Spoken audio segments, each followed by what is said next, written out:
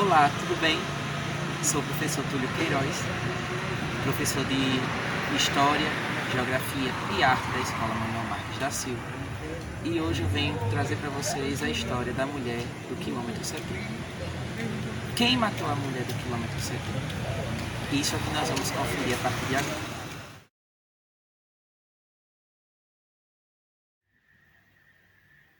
Bom, falar sobre o crime da mulher do quilômetro 70, né, é algo que intriga até hoje a sociedade limoeirense. Até porque é algo que acontece no ano de 1965, mas que não encontra-se até hoje nenhum criminoso, nenhum culpado, né? Então, para que nós possamos entender o que aconteceu, é necessário que a gente volte para o dia 18 de outubro de 1965.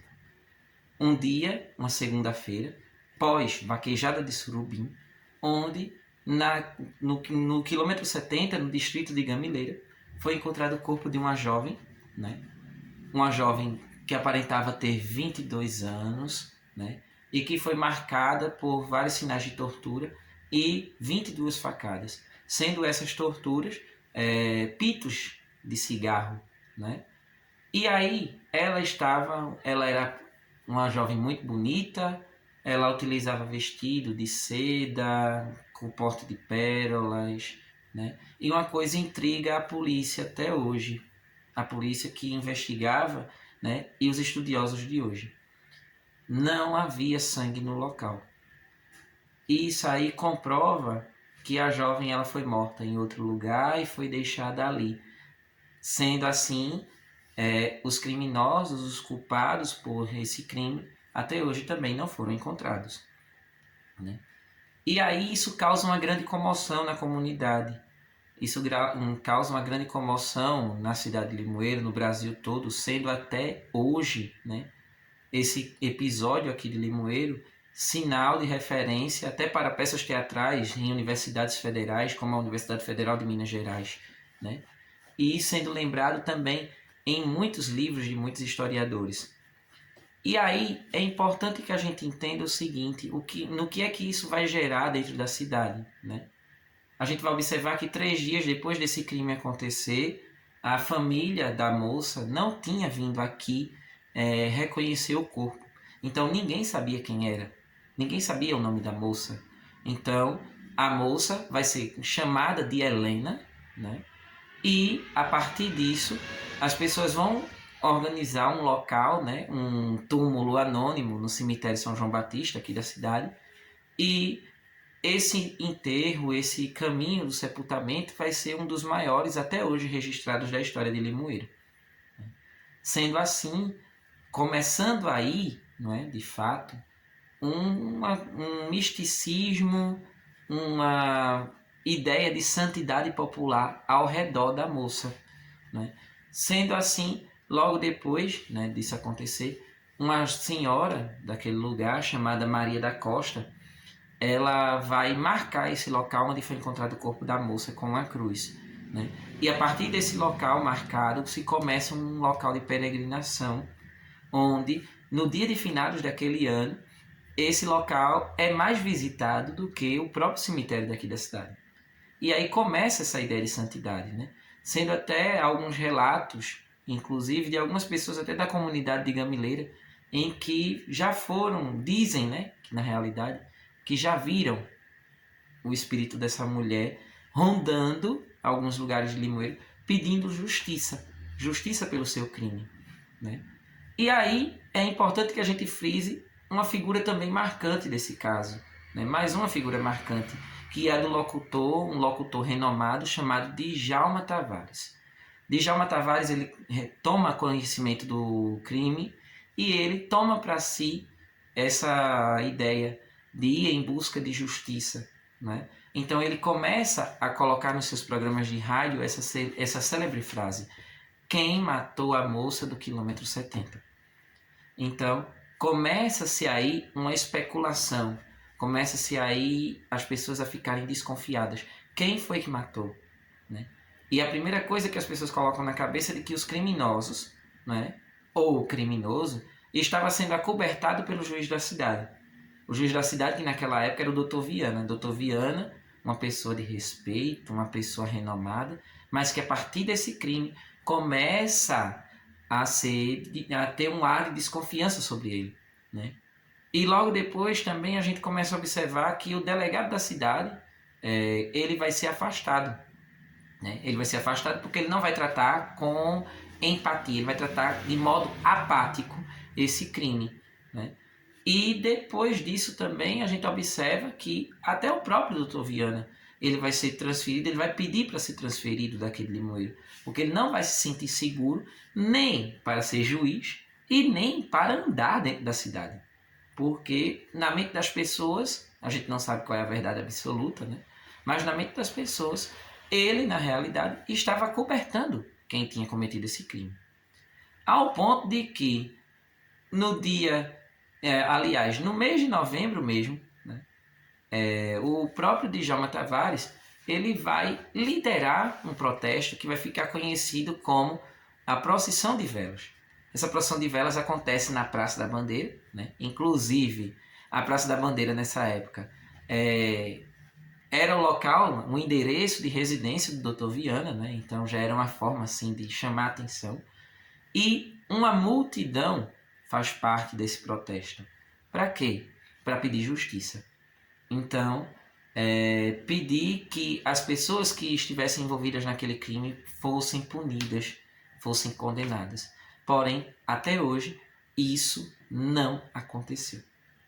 E aí, agora a gente vai escutar um pouco sobre o depoimento de duas senhoras, duas queridas aqui do nosso EJA, da Manuel Marques, né, que é a dona Cícera, da segunda fase do EJA, e a dona Maria da Paixão, da quarta fase do EJA, que vão contar um pouco para a gente de como é que elas souberam, o que é que elas viram, como elas se sentiram depois desse episódio tão marcante na história de Limoeiro. Boa noite, eu sou Cícera. Falar um pouco daquela morte no quilômetro 70, que já está fazendo uns 50 anos no caso, né? E aquilo foi uma coisa muito triste, foi um momento muito triste na nossa comunidade, quando de manhãzinha a gente soube daquela notícia que estava aquela moça ali numa situação daquela muito triste. E ninguém sabe, né, quem fez uma coisa daquela com ela, ninguém sabe qual foi o motivo, Deus sabe, né? Mas que pra gente naquele tempo que era um grande escândalo, né? Porque foi horrível, foi horrível. Meses e meses e anos, todo mundo sofria quando lembrava daquela moça. Foi um momento muito difícil para todo mundo, Foi muito triste. A moça do quilômetro 70 nunca sai da nossa memória. E naquela hora, né, a gente chegou lá no quilômetro 70, ela estava lá caída naquela barreira da estrada. Eu não lembro bem, mas parece que era assim, meia de lado. Lembro aí da cozinha do vestido dela, vestidinho de alcinha. Ela era muito bonita, uma moreninha muito linda. E foi muito triste. Mexeu muito com o coração de todo mundo. Ela estava com alguma marca, foi queimada, torturada? Tava com muita marca de sofrimento, né? Ela foi muito, como é que se diz? Com pintos de cigarro, né? Tinha queimaduras. Isso. Horrível, horrível. Na época eu tinha 8 anos, a minha família comentava muito no acidente dessa moça, que ela tinha sido morta pelo patrão, que tinha ciúme dela, e mandou matar ela e vieram jogar ali no quilômetro 70. Ela, pelo que me diziam lá, que eu era criança, ainda 8 anos, ela estava cheia de marca de cigarro. Pela foto do jornal, a gente ainda me lembra.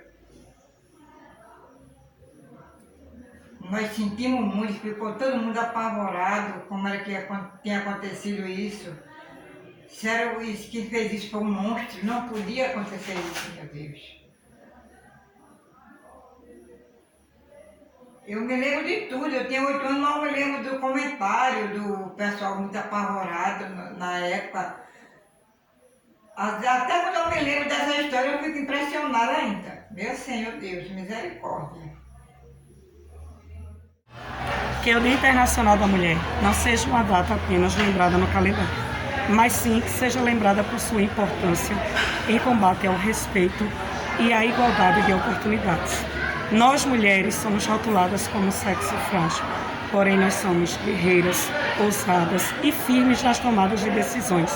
Já avançamos muito, melhoramos em décadas anteriores, sofremos muita questão do abuso e também de oportunidades que não nos foi dada, principalmente na questão da ciência. As mulheres sofrem violência constantemente, não só física, mas verbal, intelectual, em casa, nas ruas, em todos os locais. Então hoje, no dia 8 de março, eu desejo um feliz Dia das Mulheres em prol respeito. Depois desses depoimentos, depois desse discurso tão marcante da professora Daniele também, é importante que a gente coloque na nossa mente, né, e a gente marque no nosso cotidiano a importância de que aquilo que aconteceu seja colocado nas nossas mentes para que nunca aconteça, nunca mais aconteça. Então, o lugar da mulher é onde ela quiser. Aliás, todos nós, de maneira igual, temos o direito de escolher o nosso lugar, né? Então, que nós possamos, nesta Semana da Mulher, homens, mulheres, jovens, crianças, idosos, colocar na mente que o caminho mais certo para alcançarmos a prosperidade, o progresso, é o da igualdade, o do respeito. Só assim que nós iremos conquistar uma sociedade mais justa, uma sociedade mais fraterna, uma sociedade de paz. Nós pedimos paz, mas muitas vezes o nosso comportamento não condiz com a paz. E só sendo justos, igualitários e fraternos é que nós vamos conseguir alcançar isso. Então, que seja assim. Violência contra a mulher, violência contra qualquer tipo de pessoa, baixa.